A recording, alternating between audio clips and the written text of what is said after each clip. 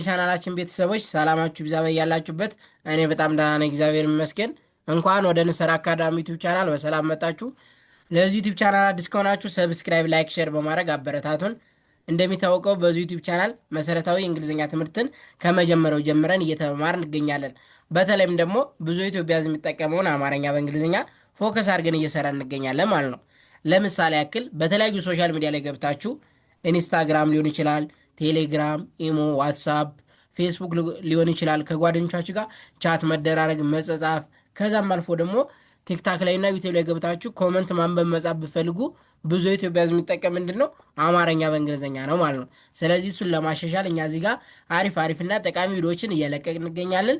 ከእናንተ የሚጠበቀው እስክሪብቶና ወረቀት እያያዛችሁ ፕራክቲስ ደጋግማችሁ መመልከት ነው ማለት ነው።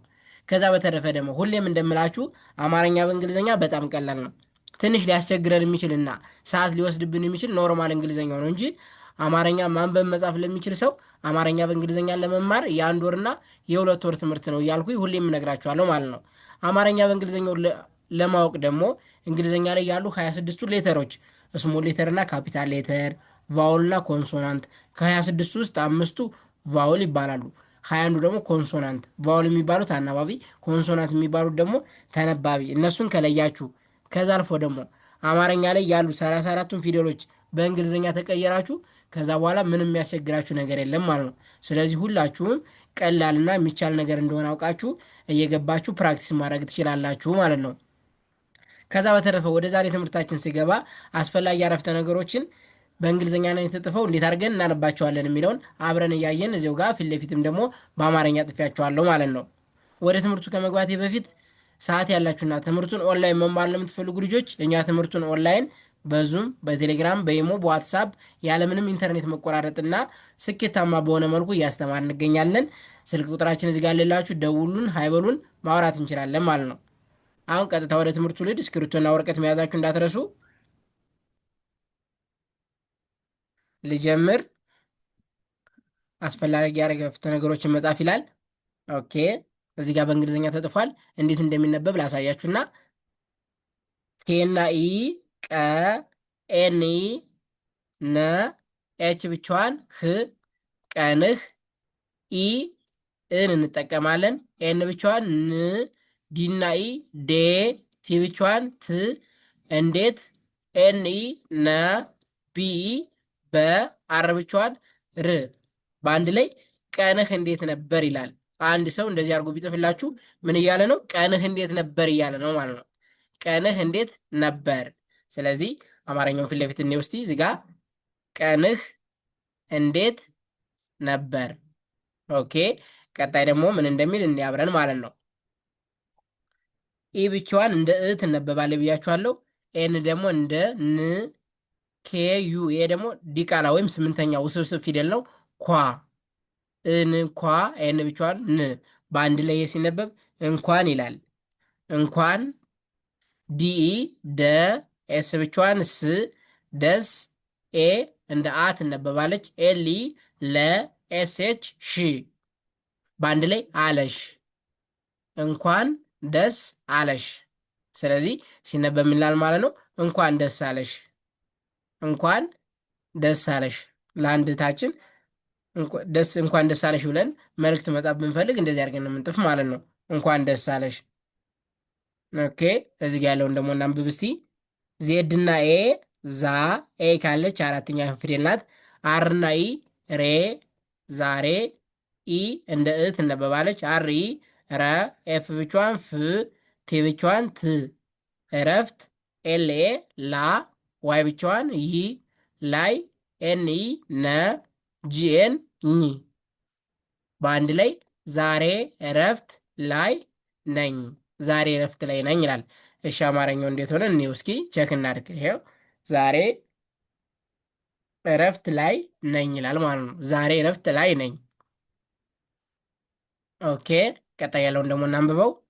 ቲ ብቻዋን እንደ ት፣ ኤን እንደ ን ትን፣ ኤስ እና ኤች ደግሞ ሽ፣ በአንድ ላይ ትንሽ።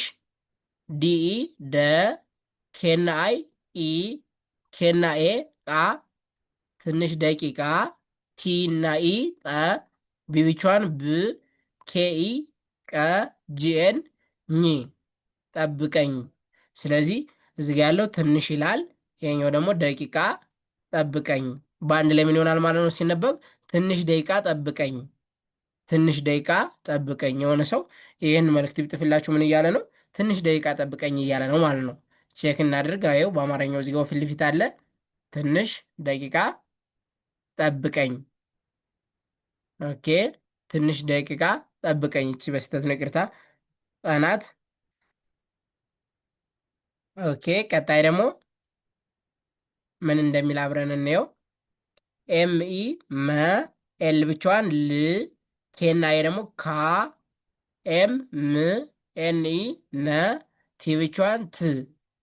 መልካምነት ኤልኢ ለ፣ አርኤ ራ፣ ለራ፣ ኤስ ብቻዋን ስ፣ ለራስ ኤንኢ ነ፣ ደብል ብቻዋን ው። በአንድ ላይ መልካምነት ለራስ ነው ይላል ማለት ነው። መልካምነት ለራስ ነው። ኦኬ፣ እኔው እዚህ ጋር በአማርኛ የተጻፈውን ይሄው መልካምነት ለራስ ነው። ቀጣይና የመጨረሻ ደግሞ ምን ይላል? አብረን እንየው። ኤስኢ ሰ፣ ኤልኤ ላ፣ ኤም ብቻዋን ም፣ ሰላም ኢ እንደ እ ትነበባለች። የን ብቻዋን ን፣ ዲና ኢ ደግሞ ዴ፣ ቲ ብቻዋን ት። ሰላም እንዴት ኤንኢ ነ፣ ኬ ብቻዋን ክ፣ ነክ። በአንድ ላይ ሰላም እንዴት ነክ ማለት እንችላለን ማለት ነው። ይኸው እዚህ አማርኛውን እንየው። ሰላም እንዴት ነክ፣ ሰላም እንዴት ነክ ማለት እንችላለን ማለት ነው። ስለዚህ ዛሬ የተማርነው ትምህርት ምንድን ነው? እዚህ ጋር በቀኝ በኩል እንደምታዩቸው በእንግሊዝኛ ተጽፈዋል፣ እንዴት እንደምናነባቸው ማለት ነው። አሁን እናንተ እዚህ ጋር ስትለማመዱ አማርኛውን መጀመሪያ ተሸፍኑና እንግሊዝኛውን ብቻ፣ ከዛ ካቃታችሁ ነው አማርኛውን ማየት ያለባችሁ ማለት ነው። እዚህ ጋር እንዳየነው ቀንህ እንዴት ነበር ይላል። ይኸው በአማርኛ እዚህ ጋር ጽፌዋለሁ። ቀንህ እንዴት ነበር። እንኳን ደስ አለሽ። የደስታ ምልክት ማስተላለፍ ብትፈልጉ እንኳን ደስ አለሽ፣ እንኳን ደስ አለሽ ማለት እንችላለን ማለት ነው። ዛሬ እረፍት ከሆናችሁ ደግሞ ዛሬ እረፍት ላይ ነኝ፣ ዛሬ እረፍት ላይ ነኝ ማለት እንችላለን ማለት ነው። ዛሬ እረፍት ላይ ነኝ። እዚህ ጋር ደግሞ ትንሽ ደቂቃ ጠብቀኝ። የሆነ ሰው ይህን መልእክት ቢልክላችሁ ምን እያለ ነው ማለት ነው? ትንሽ ደቂቃ እንድጠብቁት እየጠየቃችሁ ነው ማለት ነው። ትንሽ ደቂቃ ጠብቀኝ። ኦኬ፣ መልካምነት ለራስ ነው፣ መልካምነት ለራስ ነው። ኦኬ፣ ሰላም እንዴት ነክ። ይኸው ሰላም እንዴት ነክ። ስለዚህ ደጋግማችሁ ካያችሁ በቃ በጣም ቀላል ነው ማለት ነው። ሁሌም እንደምላችሁ የቫውሎችን አቀማመጥ አንደኛ ላይ ኢ፣ ሁለተኛ ላይ ዩ ፊደል ካለ ሁለተኛውን ትጠራላችሁ። ሶስተኛ ላይ አይ ፊደል ካለ ደግሞ ሶስተኛውን ትጠራላችሁ። አራተኛ ላይ ኤ እናደርጋለን። ኤ ፊደል ካለ አራተኛውን እንጠራለን። አምስተኛ ላይ አሁንም እዚህ ጋር ኢን እንጠራለን። ኢ ካለች እንደ አምስተኛ። ስድስተኛ ላይ ምንም ቫውል የለም። ከሱ ቀጥሎ ምንም ቫውል ከሌለ እንደ ስድስተኛ ፊደል እንጠራታለን ማለት ነው። ኦኬ፣ ሰባተኛ ላይ ደግሞ ኦ ፊደል ካለ ከሷ በፊት ያለችዋን ፊደል እንደ ሰባተኛ እንጠራታለን ማለት ነው።